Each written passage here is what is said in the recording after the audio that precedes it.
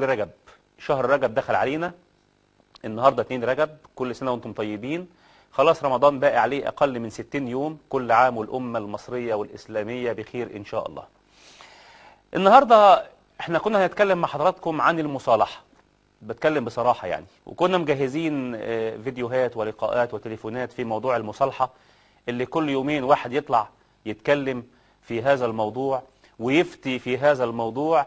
لكن قررت فجأة كده أنا وفريق البرنامج نأجل موضوع المصالحة حلقة ولا 2 كمان، علشان موضوع الفتاوى اللي كل يوم نبتلى بفتوى من الفتاوى على مواقع إلكترونية أو على صفحات الجرائد أو على قنوات فضائية، نلاقي فتاوى ما أنزل الله بها من سلطان.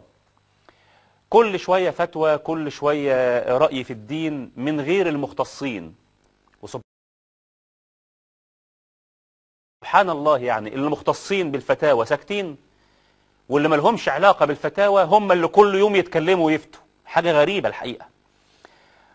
وموضوع الفتاوى ده من أخطر الموضوعات اللي أعتقد تحتاج من كل الناس دلوقتي إنها تتكلم فيها، علشان نوضع لها حد بقى. المسألة بقت عاوزة حد قانوني وشرعي وعرفي وقيمي وأخلاقي.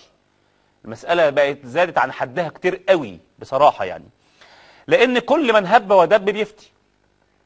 وأسهل حاجة النهاردة إنك تبقى شيخ، تربي دقنك، مع احترامنا للحية دي سنة، تربيها وتلبس جلابية وتلبس طاقية بيضة، بقيت مولانا.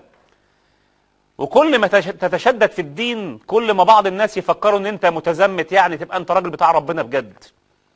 وكل ما تتزمت في الدين، البعض يظن إن أنت راجل بتاخد بالأحوط، وإن أنت راجل فاهم الدين صح.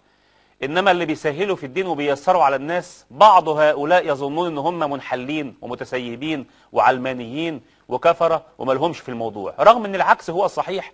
وهقول لحضراتكم إزاي دلوقتي. يعني إيه العكس هو الصحيح؟ يعني كلما ارتقيت في العلم كلما يسرت على الناس.